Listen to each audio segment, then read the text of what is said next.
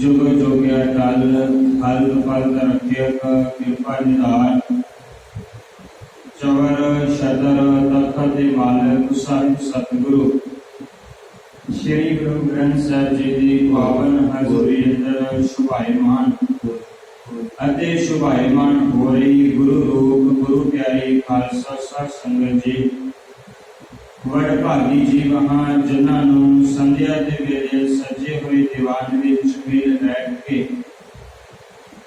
प्रथम सतगुरु श्री गुरु नानक साहब महाराज जी का जीवन इतिहास श्रवण करने का सुभाग समा प्राप्त होया है। कवि संतोख सिंह जी द्वारा रचित श्री नानक प्रकाश ग्रंथ के अंदर वो किवें दर्शा रहे ने कि गुरु नानक साहब महाराज जी के आगमन तो पहला संसार की हालत की बनी हुई सी, किवें संसार दे विच गरीब लोकां नूं मारिया गवाया जा रहा सी, किवें लोकां दे उपर अत्याचार किए जा रहे सन, चाहे धर्मी लोग होण चाहे राजे होण चाहे होर कोई ताकतवर होवे वो गरीब प्रजा का खून निचोड़ रहा सी। इस सारे पाप तो तंग आण के धरती ने परमात्मा के अगे पुकार की है ते पुकार करके एक गल आखी कि हे एकंकार कालपुरख वाहिगुरु जी, धर्म के चार पैर सी, चौहां पैरां दे विचों जदों त्रेता आया ते ओहदे विच एक पैर कटिया गया, धर्म के दो पैर रह गए, द्वापर दे विच होर धरती के उपर पाप वधिया ते दोहां दे विचों एक फेर कटिया गया ते कलयुग दे विच केवल इको पैर बाकी रह गया। धरती पुकार करके आखदी है कि हे मालिक जी, मेरे कोलों एक पैर के ऊपर खड़िया नहीं होया जाता, मेरे को इस धरती का भार नहीं चुकिया जाता, मेरे ऊपर बहुत ज्यादा पाप वध गए ने, मेरा कोई सोचना करो, मैनू कोई सहारा दवो, मेरी रक्षा करो। ते फिर कवि संतोख सिंह कहते ने कालपुरख वाहिगुरु जी ने भरोसा दे के गल आखी। असल विच जदों जदों भी परमात्मा के अगे कोई बेनती करता है ते परमात्मा वाहिगुरु जिहड़ा है उन्हां दी बेनती नूं सुनदा है।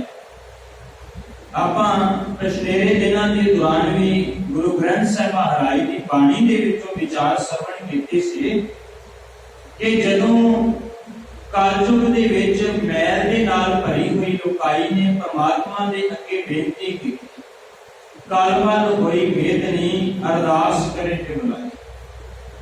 जदों ये वेदनी का भाव धरती जदों ये पुकार करती है, परमात्मा के अगे बेनती करती है ते सच्चे सुनिया कान दे धीरज देवे सहज सुभाए।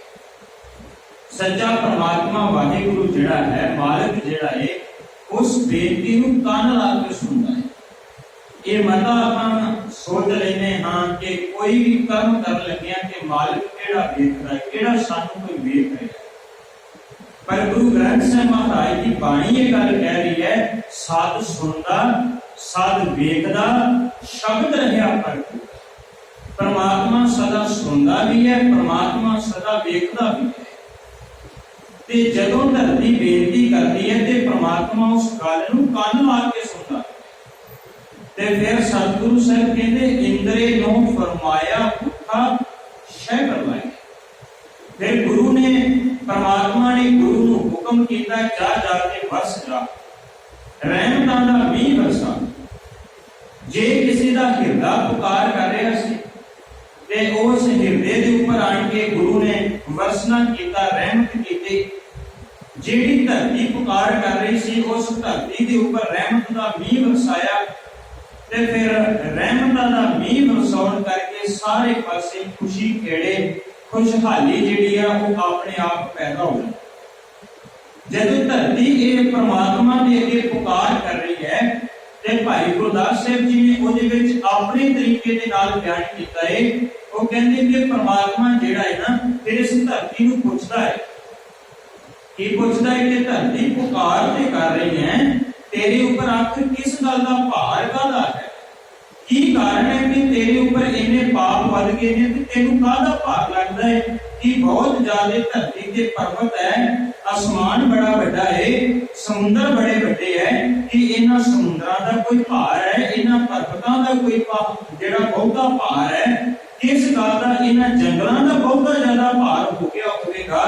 ते इन्हां सारियां गल्लां नूं बनाउण तो बाद भाई गुरदास कहंदे ने, ना तिस भारे पर्वतां आसमान कहंदे। धरती ने एक गल कही, ना मैनू पर्वत जेड़े भारे लगते हैं, ना मैनू आकाश भारा लगता है, ना जिस भारे सरवरां नद-वाह बहंदे, ना मैनू बड़े बड़े सरोवर ते ना बड़े बड़े समुद्र ये भी कोई भारे नहीं लगते, ना जिस भारे तरवरां फल सुफल फलंदे। बहुत सारे इस धरती के ऊपर जंगल है, मैनू जंगल भी भारे नहीं लगते, मैनू रुख भी भारे नहीं लगते, इन्हां दा भी कोई बहुता मैनू भार नहीं लगता। फलां दे नाल लदे हुए दरख्त जरूर है, पर ये भी दरख्त मैनू कोई बहुते भारे नहीं लगते। ये सारियां गल्लां बनाउण तो बाद भाई गुरदास साहिब जी ने एक गल दर्शा दी, कहंदे फिर धरती ने पुकार करके आख्या, मालिक जी आज बाकी चीजां दा कोई भार नहीं है, जे आखिर कोई भार है ते भारे कोई अकिरत कण मंदी हूं मंदे। मेरे ऊपर अकिरत कण लोकां दा भार है। केड़े किरत कण? जेड़े किसी दी कीती होई नूं भुल जांदे है, जेड़े किसी दे कीते नूं जेड़ा भुला दिंदे, किसी दे पारे उपकार नूं विसार दिंदे। परमात्मा ने साडे ते बहुत बड़ा एक पारे उपकार कीता है, सानू मनुखा जीवन बख्शिश किया है, ते आपां भी वो किरतकार हां जिन्हां ने मनुखा जीवन प्राप्त करन तो बाद परमात्मा नूं विसार दिता, परमात्मा नूं भुला दिता। ते फिर सतगुरु दी बाणी ने कहा, जिन दिया सु चेतना आवे पशु हों कर जाई। जेड़े मालिक परमात्मा ने सारा कुछ दिता वो चेते नहीं कीता, फिर आपां पशुओं दे समान हां, आपां भी किरतकार। धरती पुकार करके कहती, परमात्मा जी मेरे भी किरत लोगों का भार है। ते फिर परमात्मा ने कोई भरोसा की दिता, मालिक आखदे कि मैं बहुत सारे अवतारां नूं पीरां पैगंबरां नूं भेजिया, पर उन्होंने जाके अपने अपने पंथ चला ले, अपने रस्ते बना ले, किसी ने भी परमात्मा के नाल नहीं जोड़िया, किसी ने भी मालिक के नाल नहीं जोड़िया, किसी ने नाम की महिमा नूं नहीं बख्यान किया, किसी ने नाम के बारे दसिया ही नहीं, सारे ने अपने नाल जोड़ लिया। हुण जिहड़ा धरती ते भार है, इस भार नूं दूर करने वास्ते परमात्मा कहंदे मैं खुद आवांगा। सतगुरु की पावन बाणी का पावन वचन है। महाराज कहते आप नारायण कलाकार जग में परवरियो। मालिक परमात्मा ने आप निरंकार स्वरूप ने अवतार धारण करके बाबा गुरु नानक साहब का स्वरूप धारण करके इस धरती के आन के धरती के पापां दूर करने का यत्न किया। फिर इस तो अगे कवि संतोख सिंह जी ने अपने मन की कल्पना है, अपने मन की उड़ारी है, मन की ख्यालात है।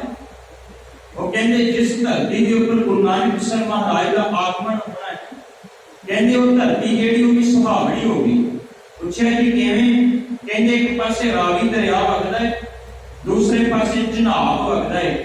दो दरियावां दे विचकारला जेड़ा थां है ना, जेड़ा इलाका जो बार दा इलाका कहा जाता है, कहते फिर उस बार दे इलाके दे विच एक तलवंडी नगर है ते ओदे विच बड़ी ज्यादा हरियावल है ते उस हरियावल दे विच जेड़ी शानो शौकत बड़ी वधिया है, जिथे गुरु नानक साहब महाराज ने पावन प्रकाश धारण करना है, ओही महिमा उस स्थान की दानी है, उत्थे की कुछ हो रहा है। कवि संतोख सिंह जी उस जगह के बारे उसकी खूबसूरती नूं अपने काव्य रूप के राही मन की कल्पना के राही जेड़ा वो बयान कर रहे हैं। इस लड़ीवार अगली इतिहास के विचार के नाल जुड़न वास्ते आप संगत रसना तो उच्चारण करियो। सारे आखियो जी सतनाम वाहेगुरु साहिब जी। सपने के पीत न पावा पुष्कर भूल कर अंकुरावा। कवि संतोख सिंह कहते हैं कि जेड़े बाहर दे इलाके दे विच गुरु नानक साहब महाराज का आगमन होना ना, ਕਹਿੰਦੇ ਉਸ ਬਾਹਰ ਦੇ ਇਲਾਕੇ ਦੇ ਵਿੱਚ ਖੇਤੀ ਬੜੀ ਸੋਹਣੀ ਹੈ।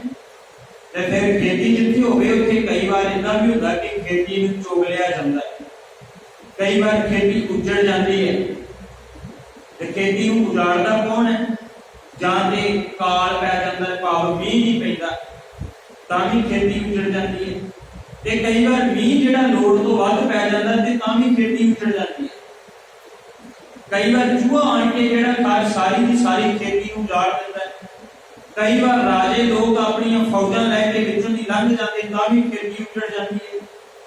ਇਦਾਂ ਕਰਕੇ ਕਈ ਵਾਰ ਬਹੁਤੀ ਜ਼ਿਆਦੀ ਉੱਥੇ ਗੰਦਗੀ, ਗੰਦ, ਨਦੀਨ ਵਗੈਰਾ ਹੋ ਜਾਂਦਾ ਹੈ ਤਾਂ ਖੇਤੀ ਜਿਹੜੀ ਉਹ ਬਰਬਾਦ ਹੋ ਜਾਂਦੀ ਹੈ। ਇਹ ਸੱਤ ਚੀਜ਼ਾਂ ਜਿਹੜੀਆਂ ਖੇਤੀ ਨੂੰ ਬਰਬਾਦ ਕਰਦੀਆਂ, ਕਵੀ ਸੰਤੋਖ ਸਿੰਘ ਕਹਿੰਦੇ ਬਾਹਰ ਦੇ ਇਲਾਕੇ ਦੇ ਵਿੱਚ ਇਹ ਵੀ ਚੀਜ਼ਾਂ ਜਿਹੜੀਆਂ ਨੇ ਇਹ ਵੀ ਕੋਈ ਵੀ ਹਮਲਾ ਨਹੀਂ ਕਰਦੀਆਂ, ਇਹ ਖੇਤੀ ਨੂੰ ਉਜਾੜਦੀਆਂ ਵੀ ਨਹੀਂ ਹੈ ਤੇ ਨਾ ਹੀ ਉੱਥੇ ਕਿਸੇ ਚੋਰ ਦਾ ਕੋਈ ਡਰ ਹੈ।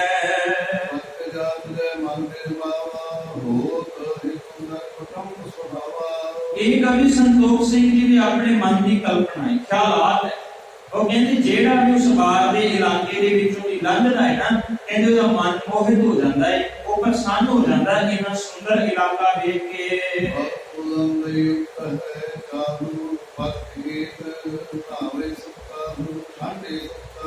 ਕਹਿੰਦੇ ਕਿ ਉੱਥੇ ਫਲ ਬੂਟੇ ਜਿਹੜੇ ਨੇ ਉਹ ਬੜੇ ਸੁੰਦਰ ਲੱਗੇ ਹੋਏ। ਕਹਿੰਦੇ ਉਹ ਫਲਦਾਰ ਬੂਟੇ ਬੜੇ ਸੋਹਣੇ, ਉਹਨੂੰ ਫਲ ਬੜੇ ਸੋਹਣੇ ਲੱਗੇ ਹੈ।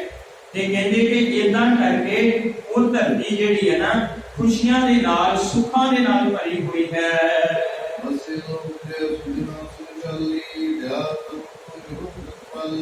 ਤੇ ਕਵੀ ਸੰਤੋਖ ਸਿੰਘ ਕਹਿੰਦੇ ਉਸ ਬਾਹਰ ਦੇ ਇਲਾਕੇ ਦੇ ਵਿੱਚ ਨਾ ਫਿਰ ਸਰਦਾਰ ਲੋਕ ਵਸਦੇ, ਸਦਾਚਾਰੀ, ਚੰਗੇ ਜੀਵਨ ਵਾਲੇ ਲੋਕ ਵਸਦੇ। ਜਾਂ ਇਦਾਂ ਵੀ ਕਿਹਾ ਜਾ ਸਕਦਾ ਗੁਰੂ ਨਾਨਕ ਸਾਹਿਬ ਮਹਾਰਾਜ ਦੇ ਆਗਮਨ ਤੋਂ ਪਹਿਲਾਂ ਉਹਨਾਂ ਲੋਕਾਂ ਦੇ ਵਿੱਚ ਆਪਣੇ ਆਪ ਐਸੇ ਰੰਗੀ ਗੁਣ ਜਿਹੜੇ ਉਹ ਪੈਦਾ ਹੋਣੇ ਸ਼ੁਰੂ ਹੋ ਗਏ। ਤੇ ਖਿਮਾ ਕਰਿਓ ਜੀ, ਕਿਤੇ ਨਾ ਕਿਤੇ ਇਹ ਸਾਰੀਆਂ ਗੱਲਾਂ ਹਕੀਕਤ ਦੇ ਵਿੱਚ ਵੀ ਹੈ। ਜਿਹੜੇ ਲੋਕ ਉਸ ਬਾਰ ਦੇ ਵਿੱਚੋਂ ਜਦੋਂ 1947 ਦੇ ਵਿੱਚ ਵੰਡ ਹੋਈ, ਜਿਹੜੇ ਉਸ ਬਾਰ ਦੇ ਵਿੱਚੋਂ ਉੱਠ ਕੇ ਆਏ ਨਾ, ਬੜੀਆਂ ਸਿਫਤਾਂ ਕਰਦੇ ਆ, ਉਹ ਬਹੁਤ ਕੁਝ ਦਰਸਾਉਂਦੇ ਕਿ ਉਸ ਇਲਾਕੇ ਦੇ ਵਿੱਚ ਇੰਨਾ ਸੋਹਣਾ ਸੀ, ਇੰਨਾ ਖੂਬਸੂਰਤ ਸੀ, ਅਸੀਂ ਵੱਡੀਆਂ ਵੱਡੀਆਂ ਜ਼ਮੀਨਾਂ ਦੇ ਮਾਲਕ ਸੀ। ਵੱਡੇ ਵੱਡੇ ਸਿਆਣੇ ਬਜ਼ੁਰਗ ਜਿਹੜੇ ਹੈ ਨਾ ਉਸ ਗੱਲ ਨੂੰ ਦਰਸਾਉਂਦੇ ਦੱਸਦੇ ਕਈ ਵਾਰ ਗਲਾ ਵੀ ਭਰ ਲੈਂਦੇ ਹੈ ਕਿ ਸਾਡਾ ਬਾਹਰ ਦਾ ਇਲਾਕਾ ਕਿੰਨਾ ਸੋਹਣਾ ਇਲਾਕਾ ਹੁੰਦਾ ਸੀ, ਅਸੀਂ ਉੱਥੋਂ ਦੇ ਸਰਦਾਰ ਹੋਇਆ ਕਰਦੇ ਸੀ। ਉਹੀ ਗੱਲ ਕਵੀ ਸੰਤੋਖ ਸਿੰਘ ਜੀ ਇਹਨਾਂ ਸ਼ਬਦਾਂ ਦੇ ਵਿੱਚ ਬਿਆਨ ਕਰ ਰਹੇ ਹਨ।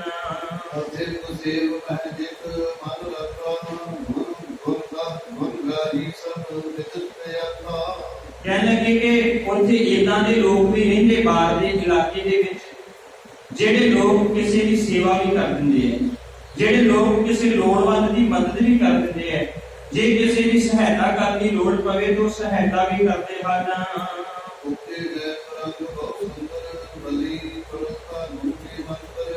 ਕਵੀ ਸੰਤੋਖ ਸਿੰਘ ਕਹਿੰਦੇ ਉਸ ਇਲਾਕੇ ਦੇ ਵਿੱਚ ਘੋੜੇ ਬਹੁਤ ਸੋਹਣੇ ਹੈ। ਜਿੱਥੇ ਪਹਿਲਾਂ ਬੰਦਿਆਂ ਦੀ ਗੱਲ ਕੀਤੀ, ਜਿੱਥੇ ਪਹਿਲਾਂ ਖੇਤੀ ਦੀ ਗੱਲ ਕੀਤੀ, ਹੁਣ ਕਵੀ ਸੰਤੋਖ ਸਿੰਘ ਕਹਿੰਦੇ ਉੱਥੋਂ ਦੇ ਰਹਿਣ ਵਾਲੇ ਘੋੜੇ ਜਿਹੜੇ ਉਹ ਵੀ ਬੜੇ ਸੁੰਦਰ ਨੇ।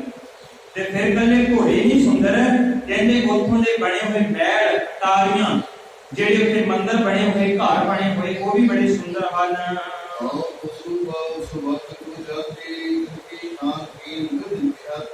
ਕਹਿਣ ਲੱਗੇ ਉੱਥੇ ਚੰਗੀ ਕਿਸਮ ਦੇ ਪਸ਼ੂ ਰਹਿੰਦੇ ਹੈ। ਪਸ਼ੂ ਜਿਹੜੇ ਲੋਕਾਂ ਨੇ ਪਾਲੇ ਹੋਏ, ਕਹਿੰਦੇ ਉਹ ਵੀ ਬੜੇ ਸੋਹਣੇ ਲੱਗਦੇ ਨੇ ਤੇ ਇਉਂ ਲੱਗਦਾ ਜਿਵੇਂ ਮਾਲਕ ਨੇ ਖੁਦ ਪੈਦਾ ਕੀਤੇ ਹੋਣ।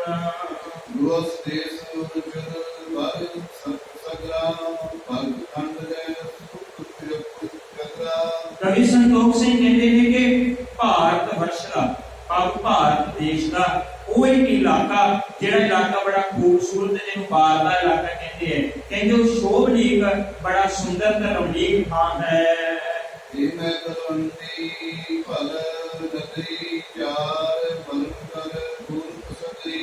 ਕਹਿੰਦੇ ਉਸ ਬਾਹਰ ਦੇ ਇਲਾਕੇ ਦੇ ਵਿੱਚ ਨਾ ਫਿਰ ਇੱਕ ਨਗਰੀ ਹੈ। ਨਗਰੀ ਦਾ ਇੱਕ ਪਿੰਡ ਹੈ। ਪੁੱਛਿਆ ਜੀ ਕਿਹੜਾ ਪਿੰਡ ਹੈ? ਤੇ ਕਵੀ ਸੰਤੋਖ ਸਿੰਘ ਕਹਿੰਦੇ ਨੇ ਤਿੰਨ ਮਹਿਲ ਤਲਵੰਡੀ ਭਲਾ ਨਗਰੀ। ਕਹਿੰਦੇ ਉਹਦੇ ਵਿੱਚ ਇੱਕ ਤਲਵੰਡੀ ਨਗਰ ਹੈ, ਜਿਹਨੂੰ ਆਪਾਂ ਸਾਰੇ ਬੜੇ ਪਿਆਰ ਦੇ ਨਾਲ ਰਾਏ ਹੋਈ ਦੀ ਤਲਵੰਡੀ ਕਹਿੰਦੇ। ਕਹਿੰਦੇ ਉਸ ਤਲਵੰਡੀ ਨਗਰ ਦੇ ਵਿੱਚ 4 ਹੀ ਵਰਨਾਂ ਦੇ ਲੋਕ ਰਹਿੰਦੇ ਹੈ, ਭਾਵੇਂ ਗੁਰਮਤਿ ਨੇ ਵਰਨਵਟ ਨੂੰ ਨਹੀਂ ਮੰਨਿਆ, ਭਾਵੇਂ ਗੁਰਮਤਿ ਇਸ ਗੱਲ ਦਾ ਖੰਡਨ ਕਰਦੀ ਹੈ, ਪਰ ਗੁਰੂ ਨਾਨਕ ਸਾਹਿਬ ਮਹਾਰਾਜ ਤੋਂ ਪਹਿਲਾਂ ਦੇ ਵਰਨਵਟ ਸਾਰੀ ਦੀ ਸਾਰੀ ਚੱਲਦੀ ਸੀ ਨਾ। ਕੋਈ ਆਪਣੇ ਆਪ ਨੂੰ ਪੁਜਾਰੀ ਬ੍ਰਾਹਮਣ ਕਹਾਉਂਦਾ ਸੀ, ਕੋਈ ਸ਼ਤਰੀਏ ਕਹਾਉਂਦਾ ਸੀ, ਕੋਈ ਵੈਸ਼ ਕਹਾਉਂਦਾ ਸੀ, ਕੋਈ ਸ਼ੂਦਰ ਕਹਾਉਂਦਾ ਸੀ। ਤੇ ਕਵੀ ਸੰਤੋਖ ਸਿੰਘ ਕਹਿੰਦੇ ਇਹ ਸਾਰੀਆਂ ਜਾਤਾਂ ਬਰਾਦਰੀਆਂ ਦੇ ਲੋਕ ਉਸ ਤਲਵੰਡੀ ਦੇ ਵਿੱਚ ਨਿਵਾਸ ਕਰਦੇ ਸੀ।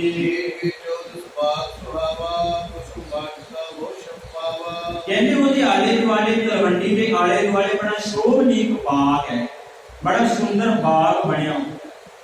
ਤੇ ਕਹਿੰਦੇ ਫਿਰ ਵਾਟਿਕਾ ਦਾ ਭਾਵ ਕਿ ਸੋਹਣਾ ਬਾਗ ਜਿਹੜਾ ਜਿਵੇਂ ਅਸ਼ੋਕ ਵਾਟਿਕਾ ਦੇ ਵਿੱਚ ਰਾਵਣ ਨੇ ਸੀਤਾ ਜੀ ਨੂੰ ਰੱਖਿਆ ਹੋਇਆ ਸੀ, ਕਹਿੰਦੇ ਇਹਦਾ ਅਸ਼ੋਕ ਵਾਟਿਕਾ ਦੀ ਤਰ੍ਹਾਂ ਉਹ ਬੜਾ ਬਾਗ ਸੋਹਣਾ ਬਣਿਆ ਹੋਇਆ ਹੈ।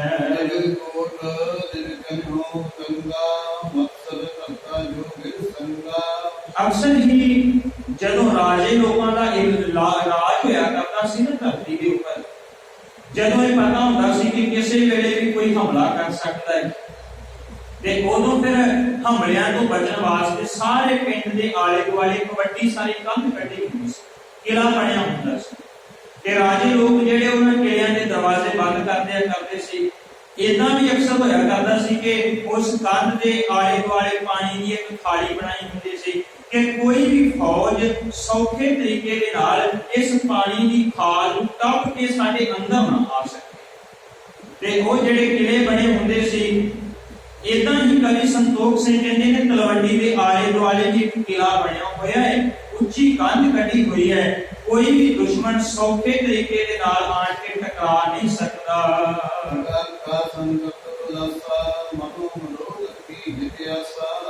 ਕਹਿੰਦੇ ਫਿਰ ਉਸ ਤਲਵੰਡੀ ਦੇ ਵਿੱਚ ਅਟਾਰੀਆਂ ਬੜੀਆਂ ਉੱਚੀਆਂ ਬੱਦਲਾਂ ਨੂੰ ਛੂੰਹਦੀਆਂ ਪਈਆਂ। ਮਨ ਦੇ ਖਿਆਲਾਤ ਹੈ ਕਵੀ ਸੰਤੋਖ ਸਿੰਘ ਬਿਆਨ ਕਰਦੇ, ਕਹਿੰਦੇ ਕਿ ਅਟਾਰੀਆਂ ਬੜੀਆਂ ਉੱਚੀਆਂ ਬੱਦਲਾਂ ਨੂੰ ਛੂੰਹਦੀਆਂ ਤੇ ਜਿਹੜੇ ਬਾਹਰੋਂ ਆਉਣ ਵਾਲੇ ਲੋਕ ਹੈ ਉਹ ਸੌਖੇ ਤਰੀਕੇ ਦੇ ਨਾਲ ਕੋਈ ਹਮਲਾ ਕਰਕੇ ਜਿੱਤ ਨਹੀਂ ਸਕਦੇ।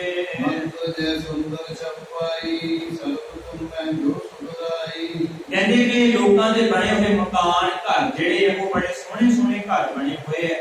ਹਰ ਰੁੱਤ ਦੇ ਵਿੱਚ ਗਰਮੀ ਹੋਵੇ, ਸਰਦੀ ਹੋਵੇ, ਪਤਝੜ ਹੋਵੇ, ਬਸੰਤ ਹੋਵੇ, ਹਰ ਰੁੱਤ ਦੇ ਵਿੱਚ ਬੜੇ ਸੋਹਣੇ ਲੱਗਦੇ ਆ, ਖੂਬਸੂਰਤ ਸੁਹਾਵਣਾ ਇੱਕ ਮਾਹੌਲ ਬਣਿਆ ਹੋਇਆ ਹੈ।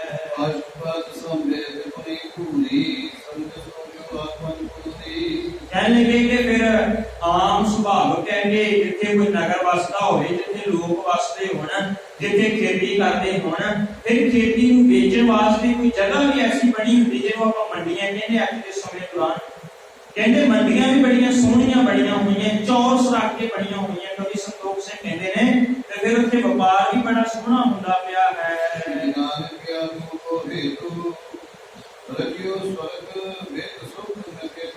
कवि संतोख सिंह कहते हैं गुरु नानक साहब महाराज के आगमन तो पहला, प्रकाश तो पहला ही वो सारा नगर जेड़ा बड़ा सोहना सुहावना सुंदर बनता जा रहा है।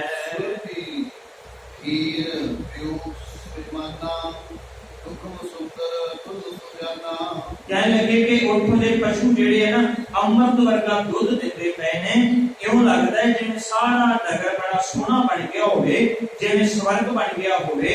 उत्थों दे रहण वाले लोग जेड़े बड़े बुद्धिमान ते देवतियां समान बन गए होण। जे की रचना होए विचित्रा विश्वकर्मा होयो चित्रा। कवि संतोख सिंह कहते हैं कि फिर और की होता है, कहते ऐडा सोहना नगर बनया होया कि इउं लगता है जिवें विश्वकर्मा नूं वेख के हैरान रह गया होवे। विश्वकर्मा तो भाव के भारत के लोग एक ऐसा देवता मानते हैं, मन्निया जाता मिथ्या जाता इतिहासक घटना है कि देवतियां ने अपने घर बनाउण वास्ते, उसारी करन वास्ते एक देवता रखिया होया सी जिहड़ा हर चीज नूं बनाउंदा, जिहड़ा मकान बनाउंदा, जिहड़ा सोहणियां सोहणियां चीजां बनाउंदा, उहनूं विश्वकर्मा कहंदे। अज भी भारत के बहुते लोग एक दिन ऐसा रखते हैं जदों फिर अपने बनाए हुए संद अपने हथी जिन्हां दे नाल जिहड़े औजारां दे नाल काम करते उन्हां दी पूजा करते हैं, भावें ओह विश्वकर्मा नूं मनाउंदे ने, भावें ओह है भावें नहीं है, भावें गुरमत दे विच सब तो श्रेष्ठ अकाल पुरख वाहिगुरु है। पर कवि संतोख सिंह कहते कि इदां दी सोहणी नगरी नूं वेख के वो देवता भी हैरान रहिंदा पिया है। ਪਾਠੀ ਹੋਤਰੀ ਤਤਵੇ ਤੂੰ ਖਾਕਰ ਦੀਕਤ ਹੋਵਤ ਹੇਤੂ। ਕਹਿਣ ਲੱਗੇ ਕਿ ਤਲਵੰਡੀ ਦੇ ਲੋਕ ਜਿਹੜੇ ਹੈ ਨਾ, ਕਵੀ ਸੰਤੋਖ ਸਿੰਘ ਕਹਿੰਦੇ ਵੇਦਾਂ ਦਾ ਪਾਠ ਕਰਦੇ, ਭਾਵ ਧਰਮੀ ਵੀ ਹੈ, ਪਾਠੀ ਵੀ ਹੈ, ਪਾਠ ਕਰਦੇ ਵੇਦਾਂ ਦਾ। ਤੇ ਖੱਟ ਦਰਸ਼ਨ 6 ਤਰ੍ਹਾਂ ਦੇ ਦਰਸ਼ਨ ਜਿਹੜੇ ਸਨਾਤਨ ਮਤ ਨੇ, ਹਿੰਦੂ ਮਤ ਨੇ ਮੰਨੇ ਆ, ਉਹਨਾਂ ਸਾਰਿਆਂ ਦੀ ਵੀ ਪਾਲਣਾ ਕਰਦੇ ਨੇ।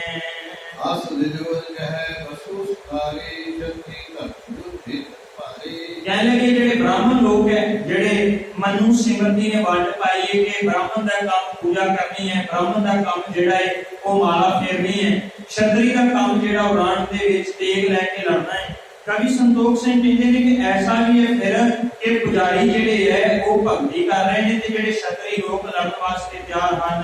ਮਾਰਗ ਤਰੀਕਤ ਮਾਰਗ ਮਨੀਕਾ ਮਨੀਕ ਮਾਸ ਕੁਸਲ ਵੇਦ ਪ੍ਰਤੀਕਾ। ਕਹਿਣ ਲੱਗੇ ਜਿਹੜੇ ਵੈਸ਼ ਲੋਕ ਹੈ, ਵੈਸ਼ਾਂ ਦਾ ਕੰਮ ਕੀ ਹੈ? ਭਾਰਤ ਦੀ ਮਨੂ ਸਿਮਰਤੀ ਨੇ ਜੋ ਮੰਨਿਆ ਹੈ, ਕਹਿੰਦੇ ਉਹਨਾਂ ਦਾ ਕੰਮ ਕਿਰਤ ਕਰਨਾ, ਖੇਤੀ ਕਰਨਾ, ਤੇ ਆ ਜਿਹੜੇ ਦੋਵੇਂ ਉੱਪਰਲੇ ਬ੍ਰਾਹਮਣ ਤੇ ਛਤਰੀ ਉਹਨਾਂ ਦੀ ਵੀ ਪਾਲਣਾ ਕਰਨਾ।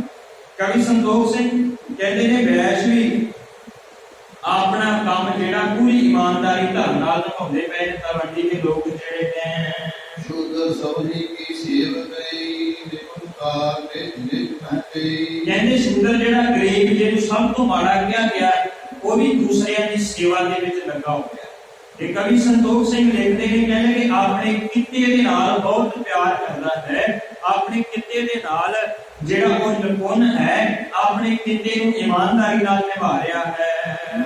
ਅਲੋਕ ਸੁਖ ਕੁਸ਼ਲਤਾ ਵੈਦਿਕ ਮਠੀ ਸਭ ਗਿਆਤਾ। ਇਹ ਕਵੀ ਸੰਤੋਖ ਸਿੰਘ ਕਹਿੰਦੇ ਨੇ ਉੱਥੋਂ ਦੇ ਲੋਕ ਜਿਹੜੇ ਨੇ ਆਰੋਗ ਹੈ, ਰੋਗ ਤੋਂ ਰਹਿਤ ਹੈ, ਬਿਮਾਰੀ ਤੋਂ ਰਹਿਤ ਹੈ, ਤੇ ਬੜੇ ਪ੍ਰਸੰਨ ਚਿੱਤ ਹੈ ਤੇ ਵੇਦਾਂ ਦੇ ਗਿਆਨੀ ਹਨ, ਵੇਦਾਂ ਦਾ ਪਾਠ ਕਰਨ ਵਾਲੇ ਹਨ। ਵੇਦੀ ਵੰਸ ਵਸੇ ਧਾਰੀ ਸੁਧ ਵੇਦ ਕਾ ਜਿਨੀ ਸੁਧਾਰੀ। ਕਵੀ ਸੰਤੋਖ ਸਿੰਘ ਕਹਿੰਦੇ ਫਿਰ ਇਸੇ ਤਲਵੰਡੀ ਨਗਰ ਦੇ ਵਿੱਚ ਇੱਕ ਪੁੱਲ ਵਸਦੀ ਹੈ, ਜਿਹੜੀ ਪੁੱਲ ਨੂੰ ਬੇਦੀ ਪੁੱਲ ਕਿਹਾ ਜਾਂਦਾ ਹੈ, ਤੇ ਉਸ ਬੇਦੀ ਪੁੱਲ ਦੇ ਲੋਕ ਜਿਹੜੇ ਆ ਉਹ ਇਸ ਤਲਵੰਡੀ ਦੇ ਵਿੱਚ ਰਹਿੰਦੇ ਪਏ ਹਨ।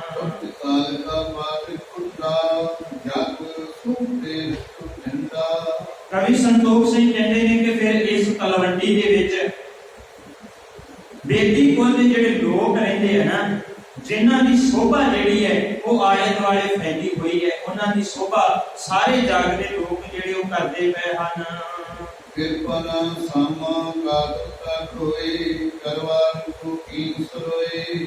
ਕਹਿਣ ਲੱਗੇ ਕਿ ਉਹ ਜਿਹੜੇ ਬੇਦੀ ਪੁੱਲ ਦੇ ਲੋਕ ਰਹਿੰਦੇ ਆ, ਉਹ ਹਰ ਤਰ੍ਹਾਂ ਦੇ ਨਾਲ ਧਰਮ ਦਾ ਹਰ ਕਰਮ ਕਰਦੇ ਹੈ, ਧਰਮ ਦੇ ਵਿੱਚ ਹਰ ਕੰਮ ਦੇ ਵਿੱਚ ਹਿੱਸਾ ਲੈਂਦੇ ਪਏ ਹਨ, ਤੇ ਇਸ ਤਰ੍ਹਾਂ ਦੇ ਨਾਲ ਉਹਨਾਂ ਦੀ ਮਹਿਮਾ ਜਿਹੜੀ ਹੈ ਉਹ ਵੀ ਚਾਰੇ ਪਾਸੇ ਫੈਲਦੀ ਪਈ ਹੈ। ਹਸ ਬੇਦੀ ਵਾਸੀ ਤਲਵੰਡੀ ਜਿਤਕੀ ਮੋਕੇ ਪਜਮੰਡੀ। ਤਲਵੰਡੀ ਦੇ ਵਿੱਚ ਰਹਿਣ ਵਾਲੇ ਬੇਦੀ ਕੁਲ ਦੇ ਲੋਕਾਂ ਦੀ ਵਡਿਆਈ ਫੈਲੀ ਹੋਈ ਹੈ। ਨਿਰੰਕਾਰ ਤੇ ਰਕਬਤਾਈ ਭਾਸ਼ ਰਾਮਦਾਸ ਕੁਲਮਾਈ। ਕਵੀ ਸੰਤੋਖ ਸਿੰਘ ਕਹਿੰਦੇ ਨੇ ਫਿਰ ਉਸ ਬੇਦੀ ਕੁਲ ਦੇ ਲੋਕਾਂ ਦਾ ਜਿਹੜਾ ਮੁਖੀਆ ਹੈ ਨਾ, ਉਹਦਾ ਨਾਮ ਹੈ ਸ਼ਿਵਰਾਮ। ਤੇ ਸ਼ਿਵਰਾਮ ਆਪਾਂ ਸਾਰਿਆਂ ਨੂੰ ਪਤਾ ਹੈ, ਗੁਰੂ ਨਾਨਕ ਸਾਹਿਬ ਮਹਾਰਾਜ ਜੀ ਦੇ ਸਤਿਕਾਰਯੋਗ ਦਾਦਾ ਜੀ ਦਾ ਨਾਮ ਸ਼ਿਵਰਾਮ ਸੀ। ਕਵੀ ਸੰਤੋਖ ਸਿੰਘ ਕਹਿੰਦੇ ਬੇਦੀ ਕੁਲ ਦੇ ਉਹਨਾਂ ਲੋਕਾਂ ਦੇ ਮੁਖੀ ਦਾ ਨਾਮ ਜਿਹੜਾ ਉਹ ਸ਼ਿਵਰਾਮ ਹੈ। ਵੇਦ ਪ੍ਰਜਾ ਕੀ ਜਿਸਮਨ ਕੀ ਨਾਮ ਜੀਵਾ ਰਾਜ ਕੰਮ ਕੀ ਕਤ ਦੀਨੀ। ਕਵੀ ਸੰਤੋਖ ਸਿੰਘ ਕਹਿੰਦੇ ਨੇ ਕਿ ਉਹ ਜਿਹੜਾ ਫਿਰ ਸ਼ਿਵਰਾਮ ਹੈ ਨਾ, ਬੜਾ ਧਰਮੀ ਹੁੰਦਾ ਹੈ, ਬੜਾ ਧਰਮੀ ਪੁਰਸ਼ ਹੈ। ਰਾਜਗੁਣ, ਕਾਮਗੁਣ, ਸਤਗੁਣ ਤਿੰਨ ਗੁਣ ਮੰਨੇ ਗਏ। ਜਿਹੜਾ ਕੇਵਲ ਮਾਇਆ ਦੇ ਪਦਾਰਥਾਂ ਦੇ ਵਿੱਚ ਇਹਨਾਂ ਦੀ ਇੱਛਾ ਰੱਖਦਾ ਹੈ, ਉਹਨੂੰ ਰਜੋ ਤਮੋ ਕਿਹਾ ਜਾਂਦਾ ਹੈ। ਜਿਹੜਾ ਇਹਨਾਂ ਮਾਇਕ ਪਦਾਰਥਾਂ ਤੋਂ ਉੱਪਰ ਉੱਠ ਜਾਂਦਾ ਹੈ, ਧਰਮ ਵਾਲੇ ਪਾਸੇ ਨੂੰ ਤੁਰਦਾ, ਉਹਨੂੰ ਸਤੋਗੁਣੀ ਕਿਹਾ ਜਾਂਦਾ ਹੈ।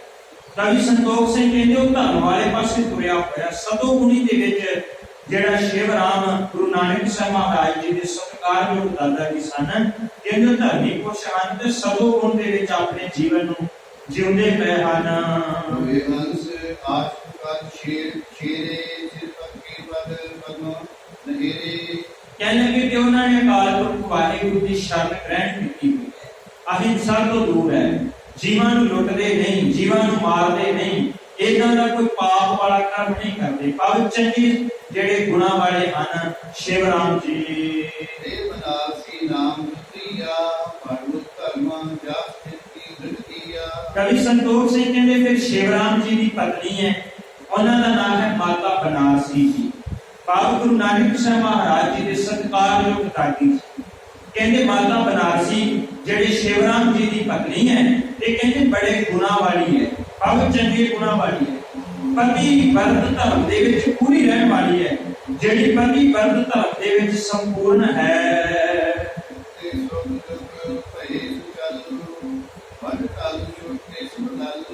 ਕਵੀ ਸੰਤੋਖ ਸਿੰਘ ਕਹਿੰਦੇ ਕਿ ਸ਼ਿਵਰਾਮ ਜੀ ਤੇ ਉਹਨਾਂ ਦੀ ਮਾਤਾ ਬਨਾਰਸੀ, ਉਹਨਾਂ ਦੇ ਘਰ ਦੇ ਵਿੱਚ 2 ਪੁੱਤਰਾਂ ਦਾ ਜਨਮ ਹੁੰਦਾ ਹੈ। ਜਿਹੜੇ ਵੱਡੇ ਪੁੱਤਰ ਹੈ ਉਹਨਾਂ ਦਾ ਨਾਮ ਹੈ ਕਾਲੂ ਜੀ, ਤੇ ਜਿਹੜੇ ਛੋਟੇ ਪੁੱਤਰ ਹੈ ਉਹਨਾਂ ਦਾ ਨਾਮ ਹੈ ਲਾਲੂ ਜੀ। ਭਾਵ ਇਹ ਗੁਰੂ ਨਾਨਕ ਸਾਹਿਬ ਮਹਾਰਾਜ ਜੀ ਦੇ ਸਤਿਕਾਰਯੋਗ ਪਿਤਾ ਜੀ ਤੇ ਉਹਨਾਂ ਦੇ ਸਤਿਕਾਰਯੋਗ ਚਾਚਾ ਜੀ। ਕਵੀ ਸੰਤੋਖ ਸਿੰਘ ਦਾਦਾ ਜੀ ਤੋਂ ਸ਼ੁਰੂ ਕਰਦੇ ਹੈ ਕਿ ਦਾਦਾ ਸ਼ਿਵਰਾਮ ਜੀ, ਦਾਦੀ ਜਿਹੜੀ ਬਨਾਰਸੀ ਜੀ, ਫਿਰ ਅੱਗੋਂ ਪਿਤਾ ਜਿਹੜੇ ਹੈ ਕਾਲੂ ਜੀ ਤੇ ਚਾਚਾ ਉਹਨਾਂ ਦਾ ਜਿਹੜਾ ਉਹ ਲਾਲੂ ਜੀ। ਕਹਿੰਦੇ ਦਾਦਾ ਭਾਵ ਸ਼ਿਵਰਾਮ ਜੀ ਦੇ ਘਰ 2 ਪੁੱਤਰਾਂ ਦਾ ਜਨਮ ਹੁੰਦਾ ਹੈ।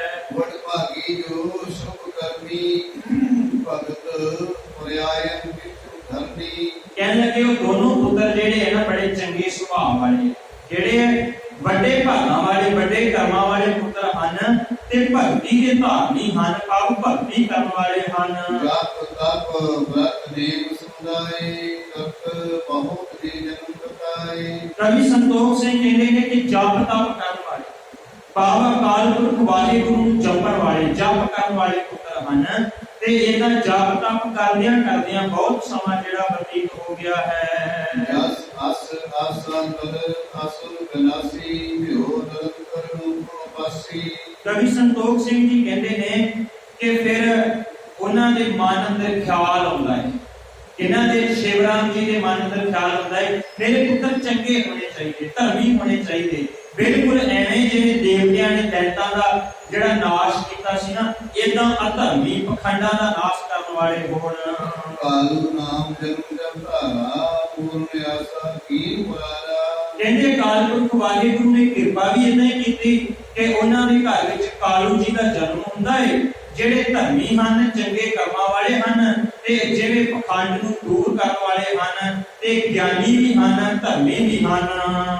ਸੁਖ ਕਾਲੂ ਪਿਤ ਸ਼ਿਵਰਾਮੋ ਪਾਠ ਨੈਣ ਕੇ ਕੀਰਤ ਧਾਮੋ। ਮੈਂ ਕਹਿਣ ਲੱਗੇ ਫਿਰ ਸ਼ਿਵਰਾਮ ਜੀ ਦੇ ਪੁੱਤਰ ਭਾਵ ਦਾਦਾ ਜੀ ਸ਼ਿਵਰਾਮ ਜੀ, ਕਹਿੰਦੇ ਉਹਨਾਂ ਦੇ ਪੁੱਤਰ ਕਾਲੂ ਜੀ ਜਿਹੜੇ ਹੈ ਨਾ ਸਹਿਜ ਸਹਿਜ ਵੱਡੇ ਹੁੰਦੇ ਗਏ, ਤੇ ਜਦੋਂ ਵੱਡੇ ਹੁੰਦੇ ਹੈ ਨਾ ਫਿਰ ਵੱਡੇ ਹੁੰਦੇ ਮਾਤਾ ਤੇ ਪਿਤਾ ਦੇ ਮਨ ਦਾ ਚਾਅ ਹੁੰਦਾ ਹੈ ਕਿ ਸਾਡਾ ਪੁੱਤਰ ਵੱਡਾ ਹੋਵੇਗਾ, ਅਸੀਂ ਉਹਦਾ ਵਿਆਹ ਕਰਾਂਗੇ, ਅਨੰਦ ਕਾਰਜ ਕਰਾਂਗੇ। ਕਹਿੰਦੇ ਏਦਾਂ ਹੀ ਫਿਰ ਸ਼ਿਵਰਾਮ ਜੀ ਦੇ ਮਨ ਅੰਦਰ ਵੀ ਚਾਅ ਹੈ ਕਿ ਅਸੀਂ ਆਪਣੇ ਪੁੱਤਰ ਕਾਲੂ ਜੀ ਦਾ ਵਿਆਹ ਕਰਨਾ ਹੈ। ਇਹ ਪ੍ਰਤਿਵਰਤਾ ਗੁਣ ਨਿਤ ਸੋ ਦੇਵ ਸੁਜੀਤ ਕਥਨ ਸੋ। ਕਵੀ ਸੰਤੋਖ ਸਿੰਘ ਕਹਿੰਦੇ ਫਿਰ ਇੱਕ ਚੰਗੀ ਇਸਤਰੀ ਦੇ ਨਾਲ, ਭਾਵ ਮਾਤਾ ਤ੍ਰਿਪਤਾ ਜੀ ਦੇ ਨਾਲ, ਕਹਿੰਦੇ ਫਿਰ ਕਾਲੂ ਜੀ ਦਾ ਵਿਆਹ ਹੁੰਦਾ ਹੈ ਮਾਤਾ ਤ੍ਰਿਪਤਾ ਜੀ ਦੇ ਨਾਲ। ਤੇ ਮਾਤਾ ਤ੍ਰਿਪਤਾ ਜੀ ਜਿਹੜੇ ਨੇ ਐਸੀ ਇਸਤਰੀ ਹੈ ਜਿਹੜੀ ਗੁਣਵਾਨ ਹੈ, ਪਤੀ ਵਰਤ ਧਰਮ ਦੇ ਵਿੱਚ ਪੂਰਨ ਹੈ, ਭਾਵ ਸਾਰੇ ਗੁਣਾਂ ਦੇ ਨਾਲ ਭਰਪੂਰ ਹੈ। ਸਵਾਤੀ ਪਾਈ ਕਾਲੂ ਕਾਲੂ ਕੇ ਵਰਤਪ ਕਥਨਾ ਵਿਸਲ। ਕਹਿਣ ਲੱਗੇ ਫਿਰ ਕਾਲੂ ਜੀ ਤੇ ਮਾਤਾ ਤ੍ਰਿਪਤਾ ਜੀ ਨੇ ਦੋਵਾਂ ਨੇ ਜੀਵਨ ਨਿਰਵਾਹ ਜਿਹੜਾ ਉਹ ਸ਼ੁਰੂ ਕੀਤਾ, ਦੋਵਾਂ ਨੇ ਜਿਹੜਾ ਸਮਾਂ ਬਤੀਤ ਕੀਤਾ ਤੇ ਮਾਤਾ ਤ੍ਰਿਪਤਾ ਜੀ ਨੇ ਵੀ ਕਠਿਨ ਤਪ ਕੀਤਾ, ਕਠਿਨ ਘਾਲਣਾ ਘਾਲੀ। ਖਿਮਾ ਕਰਿਓ ਜੇ ਘਰ ਵਿੱਚ ਰਹਿਣ ਵਾਲੀ ਇਸਤਰੀ ਜਿਹੜੀ ਹੈ ਨਾ, ਜਿਹੜੀ ਘਰ ਨੂੰ ਚਲਾਉਂਦੀ ਹੈ, ਜਿਹੜੀ ਪਰਿਵਾਰ ਨੂੰ ਚਲਾਉਂਦੀ ਹੈ, ਉਹ ਸਭ ਤੋਂ ਵੱਧ ਕਠਿਨ ਤਪ ਕਰ ਰਹੀ ਹੁੰਦੀ ਹੈ। ਉਹਨੇ ਹਰ ਘਰ ਦੇ ਹਰ ਕੰਮ ਦੇ ਵਿੱਚ ਸੁੱਖ ਹੈ, ਸੁੱਖ ਨੂੰ ਸੱਚ ਕਰਕੇ ਮੰਨਿਆ ਹੁੰਦਾ ਹੈ, ਦੁੱਖ ਹੈ, ਦੁੱਖ ਨੂੰ ਵੀ ਉਹਨੇ ਸੱਚ ਕਰਕੇ ਮੰਨਿਆ ਹੁੰਦਾ ਹੈ। ਉਹ ਹਰ ਗੱਲ ਨੂੰ ਸੱਚ ਕਰਕੇ ਮੰਨਦੀ ਹੈ। ਜਿਵੇਂ ਬਾਕੀ ਦੇ ਪਰਿਵਾਰ ਦੇ ਜੀ ਜਿਹੜੇ ਹੈ ਉਹ ਸਾਰਾ ਕੁਝ ਆਪਣੇ ਤਨ ਤੇ ਹਟਾਉਂਦੇ ਹੈ ਨਾ, ਇਦਾਂ ਹੀ ਫਿਰ ਕਵੀ ਸੰਤੋਖ ਸਿੰਘ ਕਹਿੰਦੇ ਮਾਤਾ ਤ੍ਰਿਪਤਾ ਜੀ ਨੇ ਆਪਣੇ ਤਨ ਤੇ ਹਟਾਇਆ, ਭਾਵ ਉਹਨਾਂ ਦਾ ਜੀਵਨ ਨਿਰਵਾਹ ਦੇ ਵਿੱਚ ਰਹਿਣਾ, ਗ੍ਰਹਿਸਥ ਧਰਮ ਵਿੱਚ ਰਹਿਣਾ ਉਹਨਾਂ ਨੇ ਇੱਕ ਕਠਿਨ ਤਪ ਦੀ ਤਰ੍ਹਾਂ ਸੀ। ਨਿਰੰਕਾਰ ਦੀਪਕ ਬੀਤਾ ਹਰ ਮਨ ਬੰਧਨ ਹੱਥ ਪੰਖ ਜਿਨ ਮਨ ਪ੍ਰੀਤਾ। ਫਿਰ ਕਵੀ ਸੰਤੋਖ ਸਿੰਘ ਕਹਿੰਦੇ ਨੇ ਦੋਵਾਂ ਦਾ ਭਾਵ ਮੈਂ ਤਾਂ ਕਲਿਆਣ ਦਾਸ ਜੀ ਦਾ ਤੇ ਮੈਂ ਮਾਤਾ ਤ੍ਰਿਪਤਾ ਜੀ ਦਾ ਕਾਫੀ ਸਮਾਂ ਜਦੋਂ ਜੀਵਨ ਦਾ ਬਤੀਤ ਹੋ ਗਿਆ ਹੈ ਉਹਨਾਂ ਨੇ ਅਕਾਲ ਪੁਰਖ ਵਾਹਿਗੁਰੂ ਜੀ ਦੇ ਮਨ ਦੇ ਨਾਲ, ਉਹਨਾਂ ਦੇ ਚਰਨਾਂ ਦੇ ਨਾਲ ਜਦੋਂ ਆਪਣੇ ਮਨ ਦੀ ਪ੍ਰੀਤ ਜੋੜੀ ਹੈ। ਤਲਵੰਡੀ ਮੈਂ ਰਾਏ ਬੁਲਾਏ ਸੁੰਦਰ ਜਮ ਕਾਲੂ ਸੰਗ ਪਿਆਰ। ਕਹਿਣ ਲੱਗੇ ਕਵੀ ਸੰਤੋਖ ਸਿੰਘ ਕਹਿੰਦੇ ਨੇ ਕਿ ਫਿਰ ਉਸੇ ਤਲਵੰਡੀ ਦੇ ਵਿੱਚ ਇੱਕ ਰਾਏ ਬੁਲਾਰ ਰਹਿੰਦੇ ਆ, ਤਾਂ ਹੀ ਉਹਦਾ ਨਾਮ ਰਾਏ ਭੋਏ ਦੀ ਤਲਵੰਡੀ ਸੀ। ਰਾਏ ਬੁਲਾਰ ਜੀ ਦੇ ਨਾਮ ਦੇ ਉੱਪਰ, ਉਹਨਾਂ ਦੇ ਪਿਤਾ ਦੇ ਨਾਮ ਦੇ ਉੱਪਰ ਤਲਵੰਡੀ ਦਾ ਨਾਮ ਸੀ।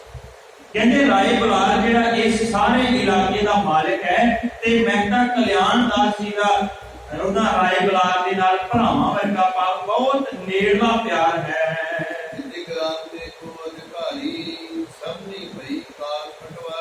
ਤੇ ਰਾਏ ਬੁਲਾਰ ਜੀ ਦਾ ਜਿੰਨਾ ਵੀ ਕੰਮਕਾਰ ਹੈ, ਜਿੰਨੀ ਵੀ ਉਹਨਾਂ ਦੀ ਪੈਲੀ ਬੰਨਾ ਜ਼ਮੀਨ ਹੈ, ਉਹਦਾ ਸਾਰੇ ਦਾ ਕੰਮ, ਪਟਵਾਰੀ ਦਾ ਕੰਮ ਜਿਹੜਾ ਉਹ ਮਹਿਤਾ ਕਲਿਆਣ ਦਾਸ ਭਾਵ ਕਾਲੂ ਜੀ ਸਾਹਮਣੇ। ਵੈਸੇ ਕਲਿਆਣ ਦਾਸ ਉਹਨਾਂ ਦਾ ਨਾਮ ਸੀ ਤੇ ਮਹਿਤਾ ਕਿਹਾ ਹੀ ਪਟਵਾਰੀ ਨੂੰ ਕਹਿੰਦੇ। ਅੱਜ ਦੇ ਸਮੇਂ 'ਚ ਆਪਾਂ ਪਟਵਾਰੀ ਸ਼ਬਦ ਵਰਤੇ, ਉਦੋਂ ਮਹਿਤਾ ਕਿਹਾ ਜਾਂਦਾ ਸੀ, ਕਿ ਤਾਂ ਹੀ ਆਪਾਂ ਮਹਿਤਾ ਕਲਿਆਣ ਦਾਸ ਕਹਿੰਦੇ। ਭਾਵ ਪਟਵਾਰੀ ਲੱਗੇ ਹੋਏ ਸਨ ਰਾਏ ਬੁਲਾਰ ਜੀ ਦੇ ਕੋਲ।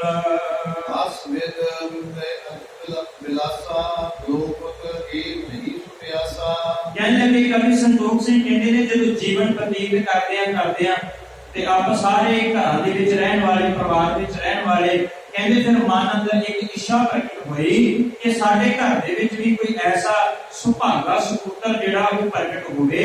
ਇਹ ਮਨ ਅੰਦਰ ਇੱਛਾ ਹੈ ਮਾਤਾ ਤ੍ਰਿਪਤਾ ਜੀ ਦੇ।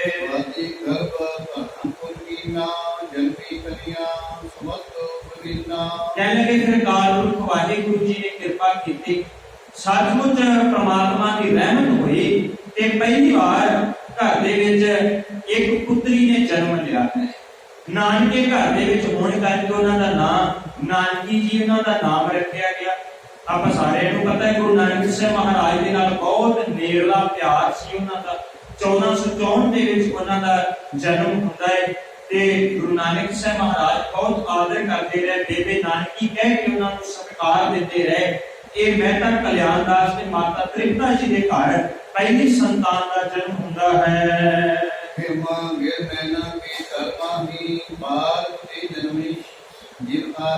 ਕਵੀ ਸੰਤੋਖ ਸਿੰਘ ਜੀ ਫਿਰ ਉਦਾਹਰਨ ਦੇ ਕੇ ਸਮਝਾਉਂਦੇ ਆ, ਉਹਨਾਂ ਦੀ ਵਡਿਆਈ ਦਰਸਾਉਣ ਵਾਸਤੇ ਕਹਿੰਦੇ ਜਿਵੇਂ ਨਾ ਪਰਬਤ ਦੇ ਘਰ ਦੇ ਵਿੱਚ ਜਿਵੇਂ ਪਾਰਵਤੀ ਦਾ ਜਨਮ ਹੋਇਆ ਸੀ, ਇਹ ਕਹਿੰਦੇ ਕਿ ਜਿਵੇਂ ਪਾਰਵਤੀ ਦੇ ਜਨਮ ਦੇ ਉੱਪਰ ਖੁਸ਼ੀਆਂ ਮਨਾਈਆਂ ਗਈਆਂ, ਜਿਵੇਂ ਮੰਨਿਆ ਗਿਆ ਕਿ ਉਹ ਚੰਗੇ ਗੁਣਾਂ ਵਾਲੀ ਹੈ, ਕਹਿੰਦੇ ਇਸੇ ਤਰ੍ਹਾਂ ਦੇ ਨਾਲ ਨਾਨਕੀ ਜੀ ਦਾ ਜਨਮ ਹੁੰਦਾ ਹੈ।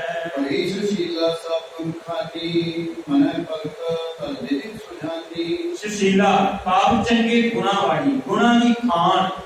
ਕਹਿੰਦੇ ਕਿ ਬੇਬੇ ਨਾਨਕੀ ਜੀ ਗੁਣਾਂ ਦੀ ਖਾਨ ਹੈ, ਚੰਗੇ ਗੁਣਾਂ ਵਾਲੀ ਹੈ, ਮਨ ਵਿੱਚ ਭਗਤੀ ਧਾਰਨ ਕਰਨ ਵਾਲੀ ਹੈ। ਐਸੀ ਕੰਨਿਆ ਜਿਹੜੀ ਅਕਾਲ ਪੁਰਖ ਵਾਹਿਗੁਰੂ ਦੀ ਭਗਤੀ ਵਿੱਚ ਲੀਨ ਹੈ।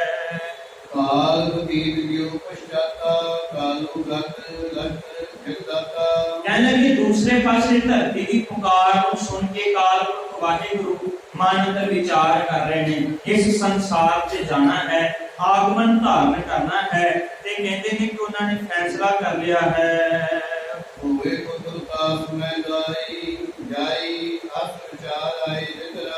ਕਹਿੰਦੇ ਕਾਲ ਪੁਰਖ ਵਾਹਿਗੁਰੂ ਜੀ ਨੇ ਕਿਹਾ ਕਿ ਕਾਲੂ ਦੇ ਘਰ ਵਿੱਚ ਜਾ ਕੇ ਉਹ ਪ੍ਰਗਟ ਹੋਣਾ ਹੈ। ਇਹ ਮਨ ਅੰਦਰ ਖਿਆਲ ਕਾਲ ਪੁਰਖ ਵਾਹਿਗੁਰੂ ਜੀ ਕਰਦੇ ਆ, ਜਿਹੜੇ ਸਾਰੇ ਜਗਤ ਦੇ ਮਾਲਕ ਹੈ, ਜਿਹੜੇ ਸਾਰੇ ਜਗਤ ਦੇ ਸੁਆਮੀ ਹੈ। ਤੇ ਉਹ ਹੁਣ ਕਿਵੇਂ ਕਾਲੂ ਜੀ ਦੇ ਘਰ ਵਿੱਚ ਆਣ ਕੇ ਪ੍ਰਗਟ ਹੋਣਗੇ।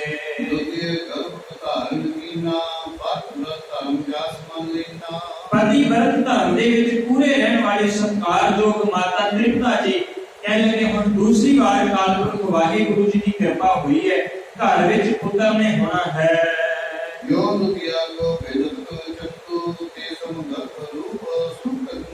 ਕਹਿੰਦੇ ਹੁਣ ਉਹਨਾਂ ਦਾ ਪ੍ਰਤਾਪ ਝੱਲਿਆ ਨਹੀਂ ਜਾਂਦਾ। ਜਿਵੇਂ ਚੰਦਰਮਾ ਜਿਹੜਾ ਹੈ ਨਾ ਉਹ ਸੁੰਦਰ ਲੱਗਦਾ ਹੈ, ਜਿਵੇਂ ਚੰਦਰਮਾ ਸੋਹਣਾ ਲੱਗਦਾ ਹੈ, ਕਹਿੰਦੇ ਹੁਣ ਸਾਰੇ ਪਾਸੇ ਇੰਨਾ ਸੁਹਾਵਣਾ ਮਾਹੌਲ ਹੈ। ਮਾਤਾ ਤ੍ਰਿਪਤਾ ਜੀ ਵੀ ਇਦਾਂ ਕਰਕੇ ਬੜੇ ਸੁੰਦਰ ਲੱਗਦੇ ਹਨ।